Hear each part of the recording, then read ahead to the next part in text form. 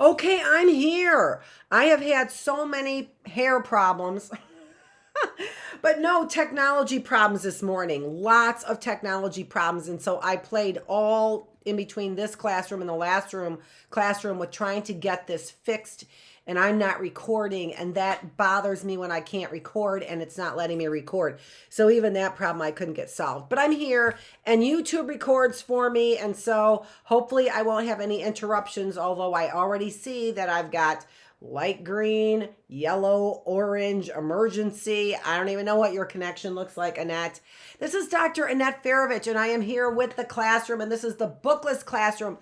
And I have so much to talk about today in this classroom, and I'm so sorry that I got started so late because there is a lot to discuss. So, what do we have on the agenda today? Our agenda is we are still finishing up George Washington, although we don't want to keep repeating the same agenda item. So we went to John Adams, and we're going to talk a little bit about John. Hopefully we'll get to John Adams a little bit.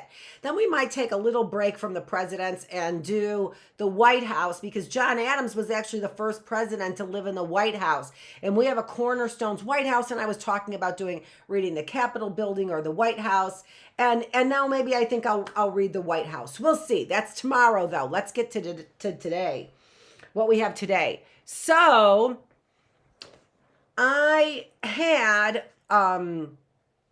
something put up there because as I was, going through the new books that I had and all these presidents books that I got, right? All of them. As I was going through them, I was also coming up with some other interesting information that I thought we could just help us review some of the concepts. So, that's what I was doing, was reviewing some of the concepts that we had yesterday, right? As we were talking about exploring a new world, we were talking about the colonies, and I took all those slides down, actually. I think most of them I took down. Yeah, so that I could talk to you about some of the 14 interesting facts about the Lewis and Clark expedition that I wanted to read to you. And this is coming from, I did have this underneath my my explanation, but I don't have it there right now. I think I probably can put it there. Yeah, I need to, because I don't even have the right explanation there. Ugh. But I will in just a minute. This is kind of important for my readers and listeners. Okay, so Lewis and Clark, there were 14. So I put the link underneath there. I just put the link there. So 14 things that you should know about the Lewis and Clark expedition. Let me see what I have on the screen there for you. All right, that looks good. Let me see what I have next. No. Okay. Oh, yes. So I put that up there, and there is the link that I'm reading from right there for you. All right. And so there is a map of the Lewis and Clark expedition for you. So 14 things you should know about the trip. The expedition was ordered in by President Thomas Jefferson. And so when he was president, he was the third president who guided the Louisiana Purchase the year before. All right, so pretty smart man, pretty valuable man, right? Meriwether Lewis was Jefferson's personal secretary. William Clark, who was recruited by Lewis, was never officially recognized by the government as a co-captain of the expedition. Jefferson's goal for the Lewis and Clark was for Lewis and Clark to find a water route linking the Columbia and Missouri rivers to increase Western access to port marketers and eastern cities. So always looking for a trade route. Items the duo packed included 45 flannel shirts, 106 liters of salt, vermilion face paint as a present for Indian tribes, and 176 pounds of gunpowder. So the Indian tribes actually found them to be very friendly, and they really did cooperate with the Indian tribes in the expedition. Otherwise, they would have never made it. and their black Newfoundland dog named Seaman. He became the only animal to complete the journey west to the Pacific. Lewis and Clark established diplomatic relationships with several Native American tribes along the way, some of whom were a great help to the expedition. The Shoshone Indians actually helped them cross the Bitterroot Mountains on horseback. Sacagawea, a Shoshone, served as interpreter between Lewis and Clark and her tribe. The coyote, the grizzly bear, and the prickly pear cactus were among the 300 plant animal species Lewis and Clark discovered. Oh yeah, and the duo also discovered the Rocky Mountains. You know, for Europeans. Apparently, Los Indios were probably already there. The duo produced detailed maps of land and water they encountered on their journey, including creeks and spots where they camped, paving the way for future explorers. Their expedition sparked a flow of immigration to and development of Western U.S. territory. That was probably the biggest thing, is opening up the West. The increase in Western development displaced many of the Indians who originally had good relationships with Americans due to Lewis and Clark. The flood of immigration forced them onto reservations, and Thomas Jefferson had originally expected Lewis and Clark to find woolly mammoths, erupting volcanoes, and a mountain of pure salt on their journey. Isn't that interesting? Thanks to Lewis and Clark for all your discoveries and for helping to make St. Louis the true gateway to the West. And so that was from gatewayarc.com. All right. So those are facts about Lewis and Clark. All right. Where am I?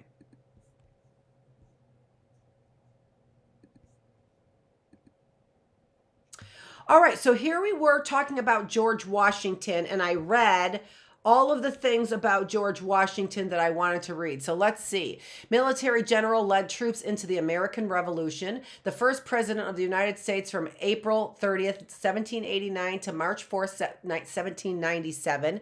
Considered himself a Federalist. And we're going to talk a little bit more about that. And the only president to have a state and a capital named after him. And then there is a link to Washington's farewell address. And I am going to read from some of the farewell address that I highlighted from his speech. Now, this speech is also available. And I here was the thing. I debated on whether I wanted to highlight in it or not. And I likely am, but I just couldn't bring myself to highlight. I don't know why. So here we have got the speeches, as I showed you. So I bought this book from the library sale, right? So Speeches That Changed the World. And as luck would have it, Washington's farewell speech is in here.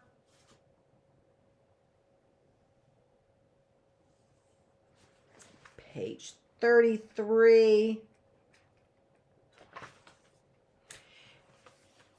And so I'm going to actually hold some of this up. A passionate attachment of one nation for another produces a variety of evils. So as a Federalist, and I explain this, and this is going to be coming to a little bit better understanding when we talk a little bit more about John Adams, because both George Washington and John Adams were Federalists. John Adams was George Washington's vice president. So he was vice president, and John Adams then was the second president of the United States. So he chose or he didn't choose. Actually, the way that president and vice president were elected was that the president got the most popular votes, and the vice president got the second most popular votes. But what ended up happening for John Adams' presidency is that, and I might as well put that picture up there too. What ended up happening for John Adams' presidency is that Thomas Jefferson was a Republican, a Jeffersonian.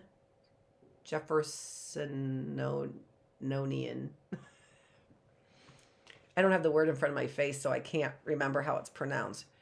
Jeffersonian, Jeffersonian, I think that's it, Republican, who is not a Federalist. So Thomas Jefferson was the first president, president number 3, that was all for the states' rights. And if you remember, he was the reason why we had the Bill of Rights, which are our amendments to the Constitution. The Constitution gives our rules and our regulations, our guidelines for our 3 branches of government. So the Constitution gives us the laws for our federal government. The Bill of Rights was an addendum to the Constitution that forced limitations on federal government's rights. And we'll see how the Federalists, through John Adams, began very critically wasting away at state rights and human rights and the rights of the individuals. And it wasn't because he had bad intentions. None of these founders had bad intentions. But what John Adams believed, which is what our former President Trump believes, is that the elitists are the people that should be making the decisions. And that's actually what fascism is all about. And even though I hate to bring up certain politics here, we have to be very critical about fascist government. And fascist government is the oppression of the people's vote. So, which is the idea that the elites will make all the decisions, a single group will make all the decisions for all of the people.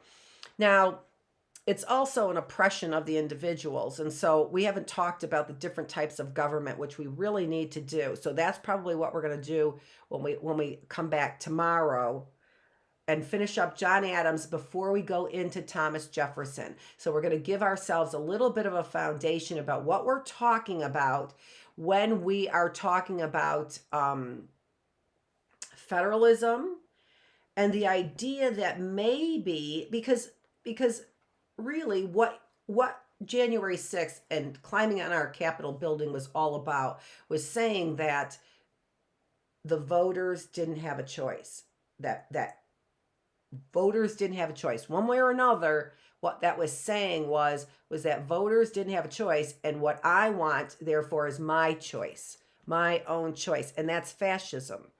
If I want my own choice despite the voting that is going on, that is fascism.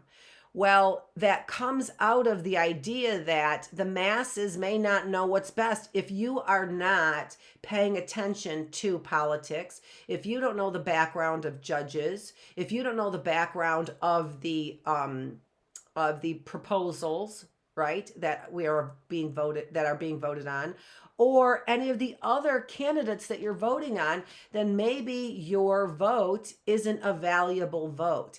And that's not what I'm saying. What I'm saying is that's the argument. That's the argument, is that the people that should be deciding what is best for this country are people who know what is best. And those are the intellectuals. That's what the Federalists were saying. George Washington was a Federalist, and John Adams was a Federalist. So we want to look at that really more closely. Our democracy today is really hanging by a thin thread. We are on thin ice with our democracy.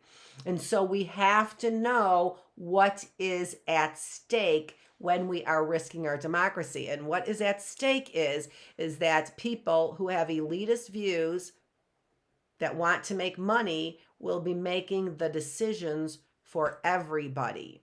And we'll see with John Adams what ended up happening because of that. All right? Okay, so let's take a look at Washington's farewell speech and the things that I have highlighted in his farewell speech. Okay? What do I have up there? All right, I have that up there. Okay. So again, all of this really is from this book here. So I might actually.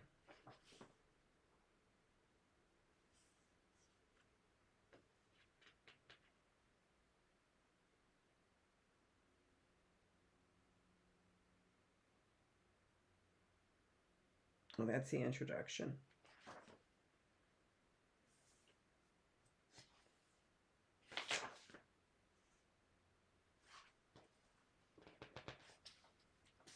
Maybe this isn't the whole speech. I thought that it was.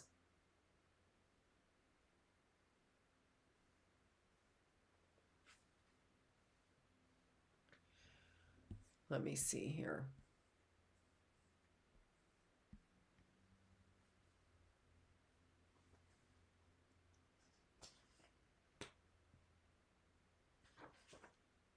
No, it doesn't look like it's the whole speech because there's dots there. All right, so it's a good thing I got the whole speech. The whole speech is not in there. All right, let me read from the speech I want to. In looking forward to the moment which is intended to terminate the career of my public life, my feelings do not permit me to suspend the deep acknowledgement of that debt of gratitude which I owe to my beloved country for the many honors it has conferred upon me, still more for the steadfast confidence with which it has supported me, and for the opportunities I have thence enjoyed of manifesting my inviolable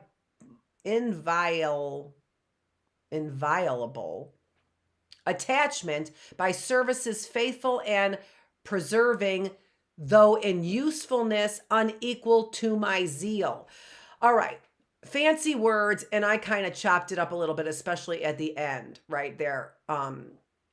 For which I owed my beloved country for the many honors it has conferred upon me, still more for the steadfast confidence with which it has supported me, and for the opportunities I have thence enjoyed of manifesting my inviolable attachment by services faithful and persevering, though in usefulness unequal to zeal. He's thanking them for his public service is what he's doing. And listen to the way he is so grateful for being able to do a public service. Do we hear our Congress people talking like this, being so grateful to be there? And what does he say at the end? Though his usefulness is unequal to his zeal. What he has accomplished in his humility, he's saying, what I have accomplished is not even close to what I had hoped to accomplish. All right, the humility and the gratitude he's showing. I shall carry it with me to my grave as a strong incitement to unceasing vows that heaven may continue to you the choicest tokens of its beneficence, that your kindness, heaven might give you kindness, that your union and brotherly affection may be perpetual, that your union and brotherly affection may be perpetual, may be forever, that the free constitution, which is the work of your hands, may be sacredly maintained, that its administration in every department may be stamped with wisdom and virtue, that, in fine, the happiness of the people of these states under the auspices of liberties may be made complete by so careful a preservation and so prudent a use of this blessing as will acquire to them the glory of recommending it to the applause, the affection, and the adoption of every nation which is yet a stranger to it. He's talking about our Constitution. He's talking in those lovely, romantic words, loving, almost like a mistress. He is talking about what? Our Constitution. That's how much he loves our Constitution and what we wrote to help preserve this union. Those words are utterly beautiful. His hope from heaven, the blessings that this Constitution will bestow on the people of the United States of America, as well as the entire world. What does he say in the end there? the glory of recommending it to the applause, the affection, and adoption of every nation which is yet a stranger to it. Our Constitution. He is praying for it to be adopted. That's how highly he thinks of it. While then every part of our country thus feels an immediate and particular interest in union, all the parts combined cannot fail to find in the united mass of means and efforts greater strength, greater resource, proportionably greater security from the external danger, a less frequent interruption of their peace by foreign nations, and what is of inestimable value, they must derive from union and exemption from those broils and wars between themselves which so frequently afflict neighboring countries not tied together by the same government, which their own rivalships alone would be sufficient to produce, but which opposite foreign alliances, attachments, and intrigues would stimulate and embitter. What is he saying? Do you know that that is one sentence? That is one sentence he just spoke. Incredible, isn't it? What is he saying? Preserve our union. Don't do what Marjorie Taylor Greene said and break up these states. George Washington is saying, preserve our union. At all costs, preserve this togetherness, because in it is where we have our strength. In it is where we are able to find dependence in one another and independence as well, our true freedom. We may form alliances with other foreign bodies, but don't mistake that we have, what did he say? That we cannot fail to find in our united mass of means and efforts greater strength, greater resource, greater security from external dangers, less frequent interruption of peace, and what is the greatest value that we must derive from a union is that exemption from war that afflict our neighbors so frequently. One of the things that John Adams did that the Federalists did not like was that he prevented some of the wars. Now, not the American Revolution. All the Federalists were like, independence. We want independence. That's what the Federalists brought. That's not what the Republicans, Jeffersonians, Republicans brought. They did not bring this idea of a union and all of us fighting together, right? And the idea of not embroiling us in wars. That when we have unity and are focused on our needs, we will not be embroiled in wars. Now, you take a look at that today, right? If you take a look at that today, I'm talking a little bit above middle school heads right now, right? But if you take a look at that today, the Republican Party is embroiling us in wars. So is the Democrats, right? So are the Democrats. We're just embroiled in wars.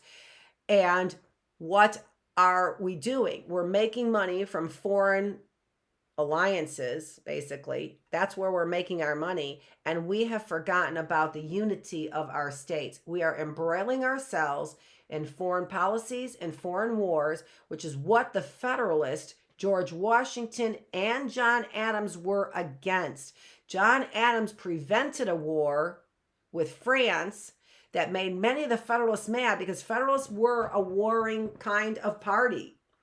Independence. France, we don't like what you're doing. We're going to go to war with you. We're going to go to war with England. They were a warring party.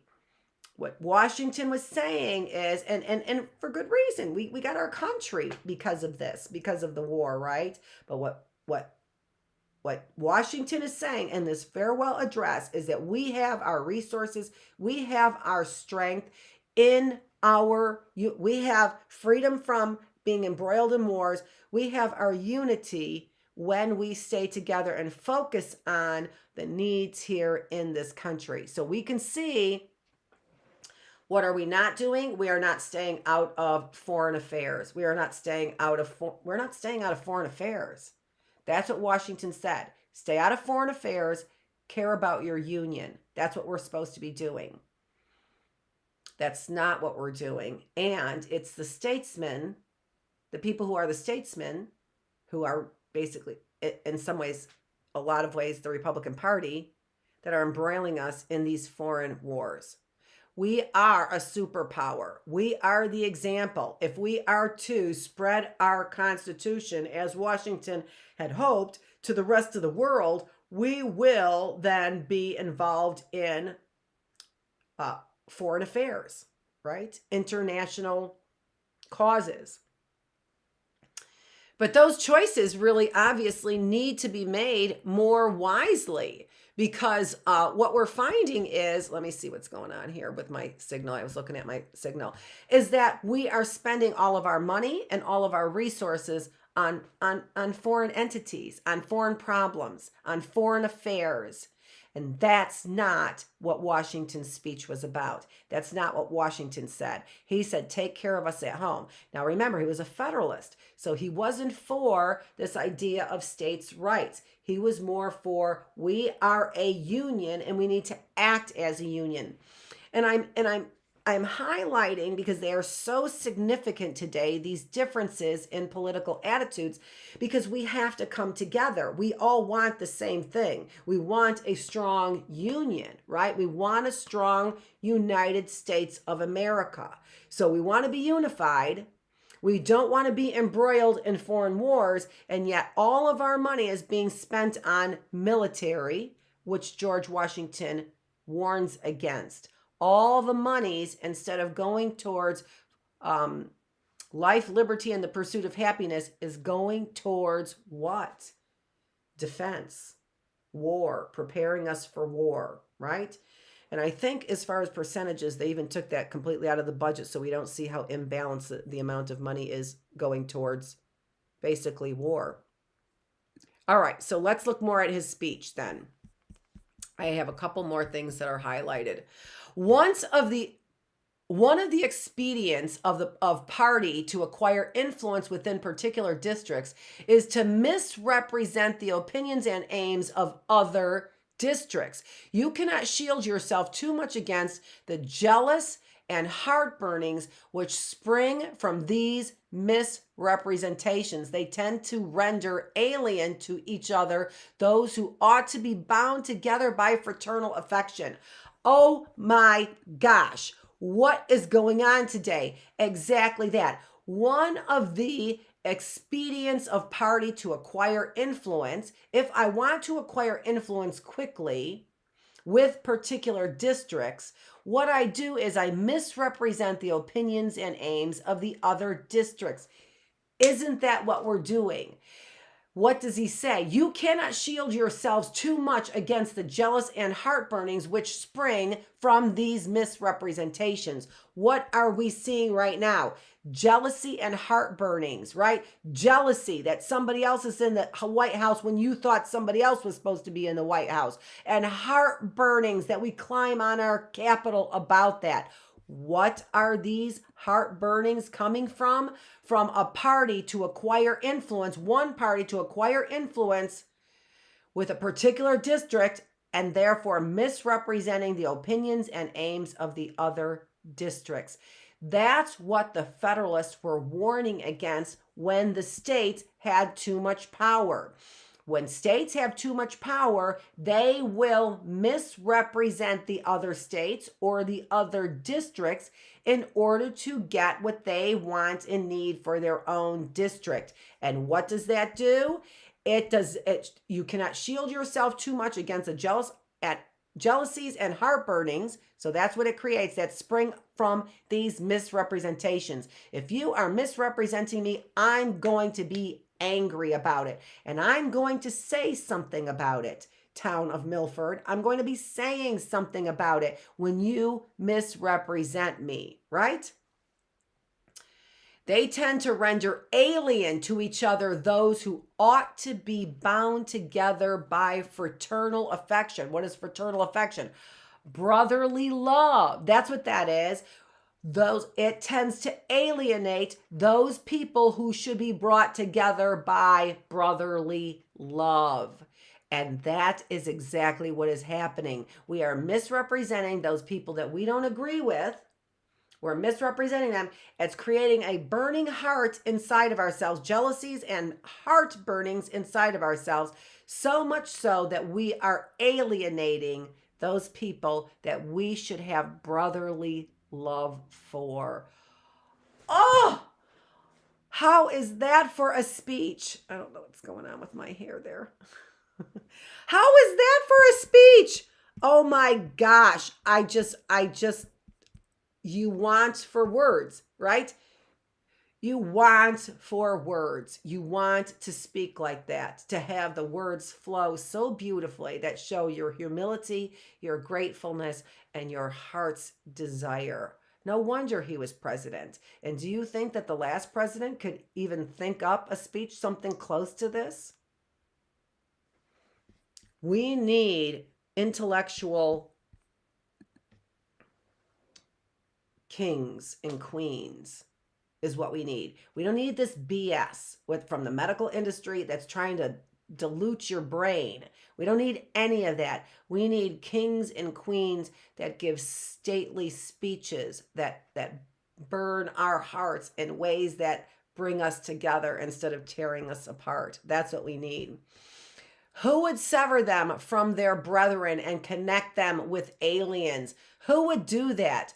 To their efficacy and permanency of your union, a government for the whole is indisputable. No alliances, however strict, between the parts can be an adequate substitute. No alliance with a foreign party can be an adequate substitute for the union of these United States. They must inevitably experience the infractions and interruptions which all alliances in all times have experienced.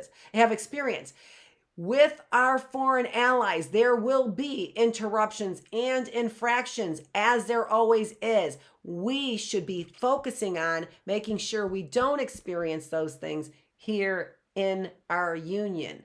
He goes on to say, respect for its authority, compliance with its laws, acquiescence in its measures, are duties enjoined by the fundamental maxims of true liberty, compliance with its laws, acquiescence in its measures. That means that we go and we give in to its measures. Our duties enjoined by the fundamental maxims of true liberty. The basis of our political systems is the right of the people to make and to alter their constitutions of government. But the Constitution, capital C, which at any time exists until changed by an explicit and authentic act of the whole people, is sacredly obligatory upon all. We all need to obey that Constitution. The very idea of the power and the fight of the people to establish government presupposes the duty of every individual to obey the established government. The very idea of the power and the right of the people to establish government presupposes the duty of every individual to obey the established government. If we can establish a government, by establishing a government, it means you automatically need to obey the laws. Presupposes. That's what that means. By establishing this Constitution, it presupposes the duty of every individual to obey the law, the established government. I can't even think of more beautiful words. I could have never written it. Those are the excerpts that I have from the farewell address of President Numero Uno, the father of his country, the father of my country, the father of the United States of America. Oh, can we get a whoop whoop? No kidding. I am so inspired, and so should you be. No wonder we are the United States of America. No wonder we are considered to be the superpower. And now, time to get our SHIT together, for sure, so that we can demonstrate that we are the intellectual elite of this planet. And don't be so doggone embarrassed about being an intellectual elite. George Washington clearly was. He clearly was. Who talks like that? Those are funny words. Those are fancy words, aren't they? Who talks like that? Bravo, George Washington. Just in the way that you were so humbled and hoping that people would remember you for what you did and not for your mistakes, we truly do, George Washington. Bravo. Okay. I hope that you're with me and I hope that you enjoyed that little speech there because what a wonderful, wonderful, amazing first president and military man, and just the love of his country is oozing from every pore in his body. Oh, I just love it. What about his lovely wife?